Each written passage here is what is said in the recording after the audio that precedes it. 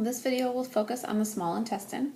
Now that we know the substances that are being secreted and move into the small intestine, we can look at the anatomy and physiology of this organ. Nearly all chemical digestion and nutrient absorption occurs in the small intestine. So we're going to definitely focus on absorption. It is the longest part of the digestive tract. In a living person, it's going to be anywhere from 2.7 to 4.5 meters long. When we see it in a cadaver, we could see it at 4 to 8 meters long because there's no muscle tone left. And the small intestine refers to the diameter of the tube, not the length. So the diameter is about 2.5 centimeters. It's divided into 3 regions. The first is the duodenum, and that's the first 25 centimeters of the small intestines. In this section, the fats are physically broken down by the bile acids, and the pepsin is inactivated because there's been an increase in pH. So the pepsin likes that low pH of the stomach, and then the pancreatic enzymes take over the job of chemical digestion. And then after the duodenum, we see the jejunum. That's the first 40% of the small intestines after the duodenum. It could be anywhere from 1 to 1.7 meters, and then this is where most digestion and nutrient absorption are happening. After the jejunum, we see the ileum, and that's the last 60%, and it can be 1.6 to 2.7 meters in length. Here we see some lymphatic nodules on the side of the mesentery where the mesentery attaches. Those are called Peyer's patches. The end of the small intestine, that has a special name, of course. It's called the ileocecal junction. That's because it's the ileum and the cecum. The cecum is the first part of the large intestines. And then the ileocecal valve is another sphincter that we see. We've seen one at the beginning of the stomach, one at the end of the stomach, and then now one at the end of the ileum. There's a thickened muscularis layer of the ileum, and that helps regulate, not helps, it does, regulate the passage of the food residue into the large intestine from the ileum. So let's look at how all of this absorption has occurred. We see at the microscopic anatomy, we see tissue layers that have been modified for digestion and absorption. The big thing here we're going to talk about is surface area. So first, the lumen of the small intestine is lined with a simple columnar epithelium, and then the muscularis externa has a thick inner circular layer and a thinner outer longitudinal layer. So remember, in the stomach we saw 3 layers. Now here we're back to 2, but those are going to help with the muscle contractions. And then the internal surface area has to be increased. This helps the effective digestion and absorption.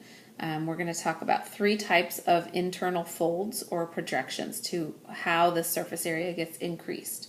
So this is going from largest to smallest. So the biggest folds that we see are called circular folds. They increase the surface area by a factor of 2 or 3. They are the largest. And then from there we see villi. They increase the surface area by a factor of 10, and we'll look closer at those. And then finally the microvilli, which increase the surface area by a factor of 20. So all of those combined is how the small intestines has such an increased internal surface area. So let's look at the circular folds first. They are the largest folds of the intestinal wall. They can be up to 10 millimeters high, and they make the chyme flow in a spiral path. And this gives the chyme more contact with the mucosa. It helps promote thorough mixing and the nutrient absorption. And so again, this is still with the digestion of the mixing, but also the nutrient absorption. And then the villi, we see it said that it increased the surface area by a factor of 10.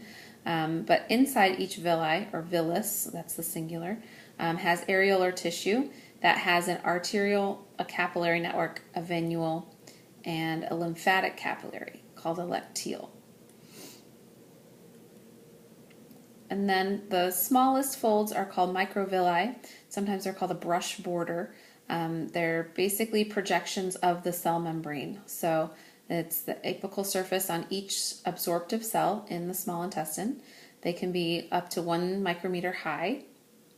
And here they have brush border enzymes, and they are contained in that cell membrane, but they're not releasing the enzymes into the lumen. They're staying within the plasma membrane, and it has to contact the chyme. So the chyme has to touch and come in contact with the brush border for the digestion to occur, and that's called contact digestion. This intestinal churning ensures the contact of the chyme with the mucosa. This talks about what the glands in the duodenum are secreting, this bicarbonate-rich mucus that helps to neutralize the stomach acid of the chyme. And then it talks about that there's also lymphocytes within the small intestine to intercept pathogens that have made it this far. So let's talk about the intestinal motility. The intestine does contract, and that is for 3 functions. So the chyme is mixed with the intestinal juice and the bile and the pancreatic juice. All of those fluids are now present in the small intestine, and so those fluids are neutralizing the acid and digesting the nutrients. So once they're mixed together, that's going to help the digestion occur. The second function of these contractions is to churn the chyme, bringing it in contact with the mucosa, like we said on the previous slide, and then also to kind of move residue that is in the, move residue that's in the small intestine towards the large intestine. And so this happens in a couple different ways. First is the intestines are segmented. So the segmentation is to mix and churn the chyme and the juices. It is the most common kind of contraction.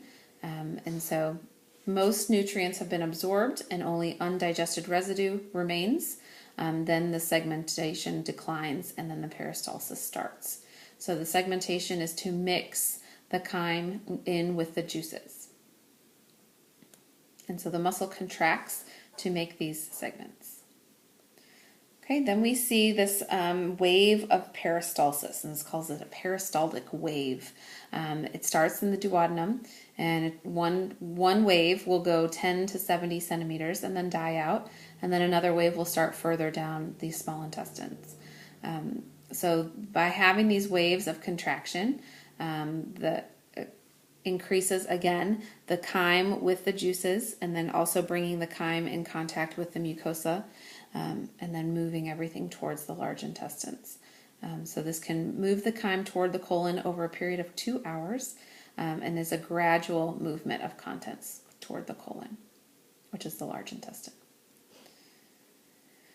Okay, while this movement towards the end, at the end we have that ileocecal valve. It's usually closed, but when the food in the stomach has that reflux, that makes the segmentation in the ileum, and then that segmentation in the ileum can relax that ileocecal valve. And as the cecum fills with residue, then the pressure in that region is going to pinch the valve shut. This prevents anything that has moved into the cecum to go back up into the ileum. In our next video, we'll focus on the large intestine.